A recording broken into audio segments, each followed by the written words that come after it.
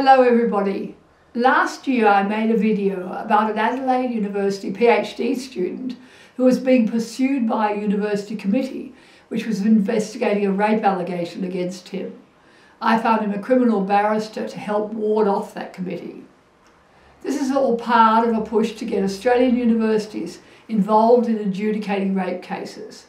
We actually know of a number of unis who have introduced regulations to get involved in these cases using lower standards of proof which deny the accused normal legal protections. Now, I suspect there are many universities proceeding down this path. I'm talking today to a young man I'll call Nathan. He was given a terrible time at the University of Western Australia 4 years ago following another rape allegation. Although he's now graduated and left the university, we are disguising his voice to make sure he's not recognised. Hello, Nathan. Hello. Thanks for coming on and talking to me about this. No worries, my pleasure. This is all about a brief relationship you had with a girl at college with you at University of Western Australia. And then after you broke up, she told the college administration that you'd raped her. Yep. So now she was in the same college with you? Yep, that is the case. Yeah, and this was in around March 2015? Yep, that's when it all started. When you started to see her. Now, you said that she was in an abusive relationship at the time and you were trying to help her get out of it. So you got sort of close while you were helping her to extract herself from this other relationship. Yeah? Yeah. And it just wasn't good for her. It was toxic, he was abusive, and I didn't want to see that happening to anyone. Yeah, okay. And so in the end, she did break up with this guy and she was very upset, but ultimately she ends up in a relationship with you. Yeah, the day after. The day after, okay. And that seemed to go very well in the beginning. You were close and, you know, you both felt you sort of loved each other and so on, yeah? Yep. Yeah. Yep. But there were problems during sex, is that right? Can you tell me what sort of problems you had? Communication issues. Yeah. So each time after sex, we had sex 3 times, and each time afterwards, she would cry. Okay. So she would cry and she wouldn't explain why she was crying. So after the 3rd time, she said she didn't want to have penetrative sex anymore. So I accepted that because why wouldn't I? Yeah. I mean, just on that, when she was upset by, I mean, you presumably tried to get her to tell you what was going on, and she wouldn't talk about it. Yeah. No. I just asked if she was okay. She didn't respond. And afterwards, like in the next day or so, I would ask her why that happened, and she didn't say anything about it. So I didn't press the matter out of respect for her privacy. Yeah.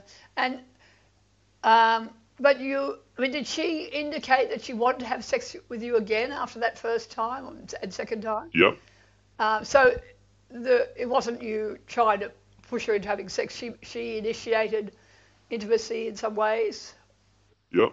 So each time after the first time, I would explicitly ask her at the start, like when we began becoming intimate again, if she did want to have sex, and she would always say yes. Yeah. I mean, you did say to me you felt you didn't always handle that in the best possible way. What do you think you didn't do that you should have done? Well, I wasn't exactly the most sensitive person at the time, so one time after we decided to not have sex anymore, we were just making out kind of naked, fondling each other, and she started teasing oral sex for a few minutes, but she didn't actually do anything. So I asked if she was going to do anything, and she smirks at me, so I figure it's just a game, and she wanted a bit of pressure. So I held her head and pushed her head down to my penis. Yeah. And she said, "Stop." But I didn't stop for the next couple of seconds, and after those few seconds, she started crying. Okay. And then, But you felt you were upset by that.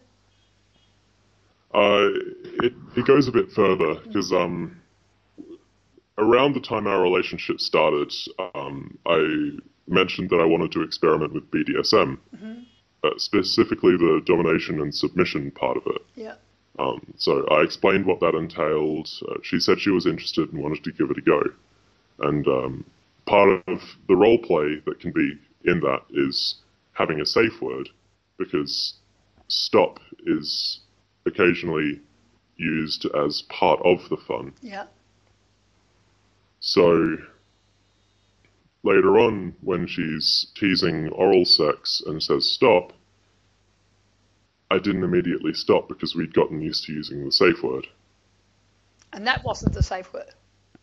No, stop was not the safe word. Okay. And she didn't use that. Okay. All right, and then you still had tried to have sex one more time with her, is that right, after that? No, that was the last that time, was the I'm last pretty sure. time. Okay. Yeah. Yeah. So, I mean, from her point of view, you didn't stop immediately when she made it clear she was not wanting to go ahead with oral sex. That would be how she saw it, yeah?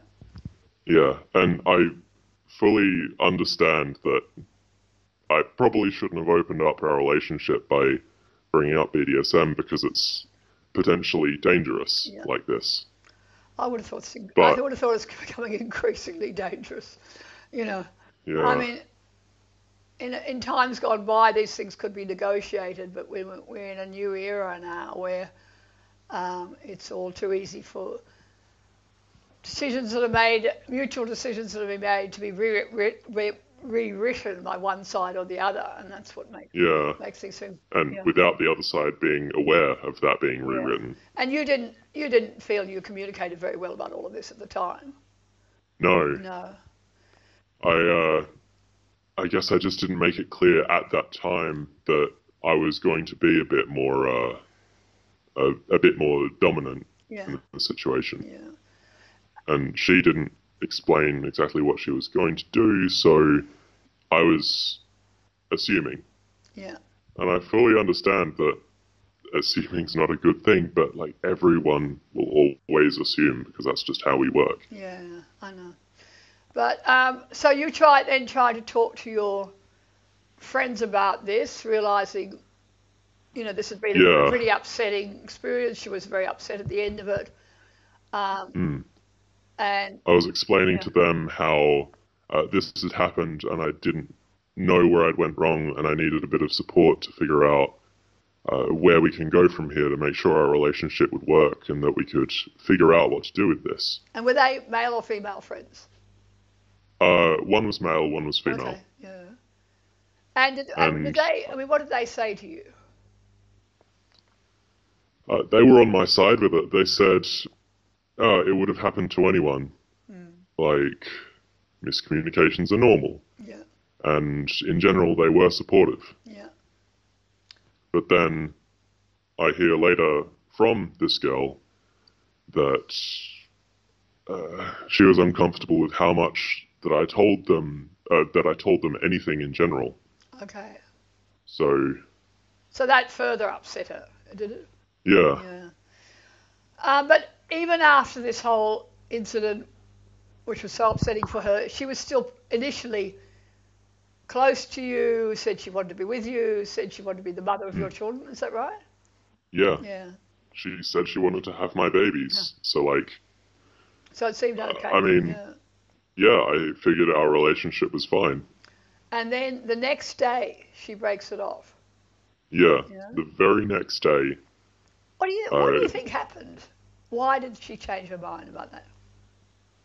I think she was scared of how fast our relationship was going, maybe regretted saying that she wanted to have my babies, and she just didn't know how to talk to me about these sorts of things. So instead of bringing it up with me, she deferred to the college administration to handle me. Do you have any idea, were there friends around that were encouraging her to do this? Any sense of how that changed so quickly? Oh, yeah, her entire friend group were social justice warriors Okay. and hardcore feminists. And so she'd obviously They were, told them that this thing had happened and it was upsetting to her, for sure. and they obviously And helped her put a particular spin on it. yeah, I suspect one particular one of them who didn't like me in the beginning, who would probably have gone on to convince her that he didn't stop immediately. Oh, he's a rapist. Yeah, yeah. When that's just not how it is. Yeah. Okay, so she goes to the college administration and tells them that you'd coerced her into sex. Yeah. So what do you hear? You get a call from them, or what? How did that work out? How did that develop? So I got a call to come into the office immediately, and I had no idea what was going on because this was a few days after we broke up. And Oh, sorry. I think we've got to go back a bit. oh, sure. So, okay. So she breaks off with you. What did she say when she broke off with you? Did she give a reason? No, I don't think she did. The most I remember is that she just said, I don't want this to go on. But Something along those lines. I mean, this was a very new relationship. It wasn't as if you'd only been together a few months, hadn't you? Yeah. Were you very upset? I mean, you were very keen on her. Yeah. I was distraught. Yeah. I was heartbroken because I was genuinely in love with her. Yeah. Okay. And then she goes along, as we said, to the administration, says you've coerced her into sex, and they call you in. Who called you in? Who did you have to go and talk to? It was the dean of the college. So there were two people pretty much occupying the seats of power in the college. One of them was the dean, and the other was kind of in charge of student relations. So the dean calls me in, and he's got the head of student relations in there. So the dean's male, the student relations is female, and they sit me down and basically lay into me saying that we've heard reports from one of the fellow college members that you sexually harassed them, and do you have anything to say for yourself? So it was initially presented as harassment rather than rape or sexual assault. Yeah. Yeah. Then Can I just ask they one grilled- thing? Did you ever Sure. think of trying to record that conversation? No, Yeah. not at all. I mean, I was, yeah. I mean, I'm sure you know about some of the big cases overseas. Of course, the lesson. well, I do now. Yeah, the lesson from this video is anyone in this situation should have a phone on, should try to record what's happening in some shape or form. This is all going on beneath the radar. Young men, particularly, of course, are being thrown out of universities, I think, across the country. And it's all going on without proper legal representation, without the legal rights of these guys being protected, and we need evidence of this. So anybody listening who might end up in this situation, record everything, is my advice to you. But obviously, this is a few years ago. It's before some of these big cases have exploded in the media, wasn't it? Yeah. I'd only ever heard of rape happening in like a back alley after the pubs are closed and someone's walking home alone, and never thought that it could happen during the day between people who are in a relationship. Yeah. So, okay, so this committee, and so what does this committee say to you? Basically that I am a villain, that I'm being accused of coercing her into sex, which constitutes rape, and that until they can get this sorted, which is a very ambiguous term, I'm to avoid going out when she might be out. So Nathan, sorry, I think you said you were initially suspended from college for a few Oh, days. yes. Yeah, yeah, Yes. Sorry, I skipped that bit. yeah, Yeah, I was told immediately that I need to leave the college campus and uh, asked if I had anyone in the neighborhood or in the city that could take me in. So I luckily had an aunt who was nearby who would take me in, but Wow. What did you if I didn't have what did anyone, you say to your aunt? Did you tell her? no, I just said, I need a place to stay for the next few days. Do you mind if I occupy the guest bedroom? Yeah. And uh, luckily that was enough. Yeah. Did you tell anybody else? Did you tell your friends? Did you try to find anyone to help you? No, didn't tell anyone Wow. because I was just so scared. God, it must be Because the dark. way that the dean talked about it was forcing what he knew about it and not really giving me any chance to say my piece otherwise. So by the end of that conversation, I was convinced that I was guilty. Yeah. So I didn't want to talk to anyone about it because then they would know that I'm guilty, Yeah. and then I would lose them. Yeah. And what about so you're okay, you've got a few days then not even living on campus, still going to uni lectures and stuff? No, Yes. I completely uh, chose not to go to university Yeah. for those few days. And and did you think of telling your parents? I only told my parents after I'd come back from staying at my aunt's because they were starting to get really concerned about why I was there. Yeah. And so so the university then called you back in, or what happened next? College? So college rather, told me that I'm allowed to come back. So I did come back. Yeah. And but then you told your parents, did you? Yeah, And how did they react? only once I'd come back, Yeah. and I kind of had long enough to consolidate what had happened and what might be starting to happen. Yeah. I mean, the university didn't say, the college didn't say what was going to happen after that. Did they give you any idea? All they said was that they will sort this out, and in the meantime, don't make any contact with her and avoid any chances to make contact with her. Yeah. Okay. So I took that to the extreme. I didn't go to meals during peak hours, just in the last few minutes before they closed. I was barely out and about during the day. I would just stay in my room, barely studying for how anxious I was. And yeah, I would either sleep for a couple of hours or all day. Yeah. And did you? I mean, where were you? How many more years uni did you have after that? So I just started my undergraduate. Oh. I'd gone through 1 year of a couple failed units where I was still trying to figure out what I was actually going to be doing. Yeah. So by the time the second year started, it was effectively the first of a 3-year degree. Okay. So you had a long way to go. Yeah. Yeah. I only just graduated last year. Okay. And so the administration is saying you have to stay away from her, and that's what you did. And you Yep. you were forced to see a counsellor. Yep. To discuss matters of my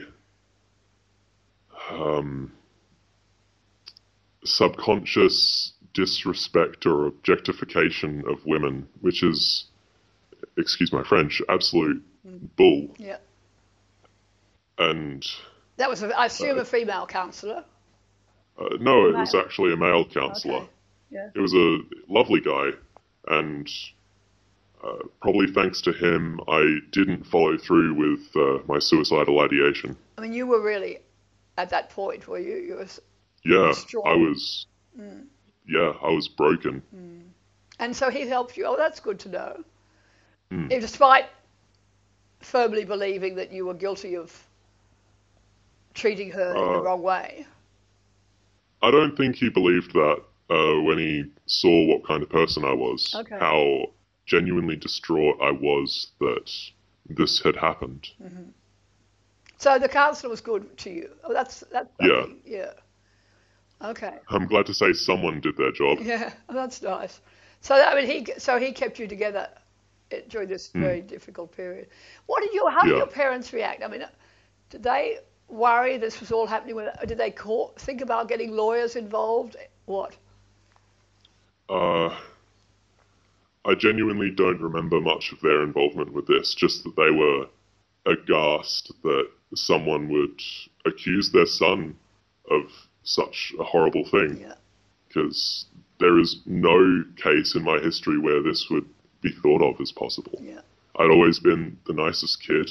I always cared about what other people thought. And the concept of this happening was just painful to them. Yeah. But you're also terribly upset about her. And, because you're still in love with her. And you try. Yeah. And she was slandering you. I mean, so that even though you weren't telling anybody what was going on, she was. Is that right? Yeah. She told all her friends. She told all the people around her. She told my friends before I even told them. Yeah. And I only heard that she was doing this when one of my closest friends at the time sent me a message saying that, hey, she came up to my room last night with her friend and started telling me all this horrible stuff about you. Yeah. I don't believe that at all. And if you need me, I'm here. Oh, that's nice. Yeah. But I mean, not everyone reacted like that, presumably. No, not everyone. You must have felt very isolated. But you were still worried about her, so you ended up trying to go and see her. Yeah. So I went to college admin, the dean, and asked him to arrange a meeting with her because I wanted to know how she was and what caused all this, because I didn't, for the life of me, have a clue. And he said that he would get to it, which he's very good at being vague. Yeah. So since he didn't do anything for about a week and I didn't get any response from him about what a time frame we would have, so I took matters into my own hands. After lunch, I approached her and asked her if she was okay, and she immediately just shouts at me, saying horrible things about me, saying that I impregnated her and gave her morning sickness, when that just is not the case, because we use protection each time. Yeah.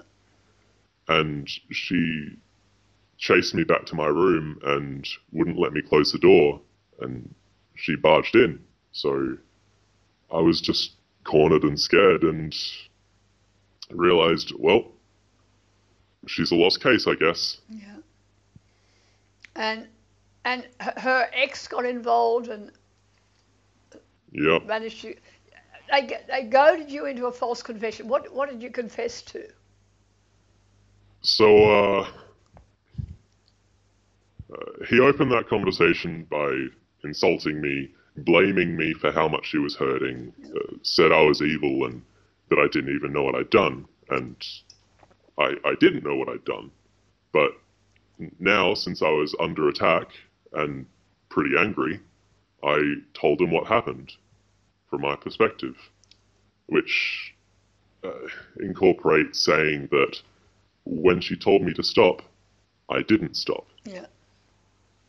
And that, without context, of course sounds incriminating, but that doesn't matter to him, and it didn't matter to college admin when he picked out those words and sent that to the dean, and that was all the evidence they needed.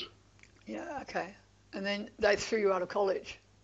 Yep. Yeah. Well, they delivered an ultimatum saying that I can either leave college or they'll involve the police. Okay. And I was terrified of that prospect because I had internalized this guilt that I thought if the police get involved, my life is over. Yeah. which is not a bad assumption. No. No. Yeah, very tricky. Um, and so you left the college, but they Yep. let you continue at the university, finish your degree. Yep. The university never got involved. It was just the residential college. Okay. Oh, So I'm thankful for that. yeah. And your parents were supportive during this period? Yep. Yeah. They helped me find an apartment in a nearby suburb, and they helped fund that for a short while until I got a job. Okay. And you worked while you finished the rest of your degree? Yeah. Yeah. Okay. And did the college ever suggest you needed legal representation? Did they make any attempt to, suggest you needed an opportunity to, have some support, etc.? No, not at all. No. As soon as the first report came in from her, it was, oh, he's a horrible person. We're just going to have to get him kicked out sooner or later. Yeah, yeah. And they never suggested you might need legal representation? Never. Yeah. You've heard of some other examples of young men having these sort of Yeah. accusations at UWA, is that right? Yeah. In my college, in the same year, I heard of one of my childhood friends, one of the other members of a singing group I was in, and one of my friends from my hometown, they all got kicked out for similar cases, though that's the extent of my knowledge about it. What would you suggest? What would you say to other male students? What's your advice given what happened to you? Always look for legal representation and don't be afraid of police getting involved, and just record everything. Yeah. And be careful with what you say. Yeah. Yeah. Because everything will be used as evidence against you. Absolutely. Well, I'm very pleased that you feel to some extent you've come out the other end, Nathan, and I'm very pleased also that you've spoken to us. I'm really worried. I had a number of universities that I knew had introduced these sort of regulations, and I hadn't heard of anyone I'd heard of one other case at the UWA, but I suspect there are cases like this across the country. They're just being kept very quiet. And a lot of young men's lives are being derailed on the basis of evidence that isn't properly examined. I'm not saying, I imagine sometimes the young men have done something to require proper investigation. I'm not saying they never do, but it's the way these issues are being handled and the way we're allowing this alternate biased justice system to be established and no one knows about it and no one's doing anything about it. It's completely unfair and doesn't give anyone a chance to stick up for themselves, and it's just demeaning and humiliating. You must have been very glad to leave that university. Very. Yeah. It's a lovely campus and all, and there's a couple of great teachers, but I can't wait to leave all those memories behind. No. Well, I'm glad you're moving on, and I hope, it's probably taught you some lessons about communicating really carefully with women, which probably don't do you any harm. No. But plenty of lessons. Yeah. I kind of describe myself as one of the smoothest talkers I know. Meaning you talk a lot before you do anything. Is that right? Oh, yeah. Yeah. And always make sure that whoever I'm with is fully comfortable with everything. And as soon as there's the slightest hint of discomfort, everything stops and we talk about what's happened. Yeah. Well, which is very good advice. That's not such a bad thing. But it's pretty, it must have been a really traumatic experience for you. Oh, it was. Yeah. It was painful to have sex again after that experience. Yeah, well, I hope you're regaining your confidence and enjoying relationships again. And I'm very pleased you talked to me today, and with a really important message for other young men particularly. Well, thank you for having me. It's been a pleasure. Very nice to talk to you, Nathan. Thank you. No worries. Thank you, Tina.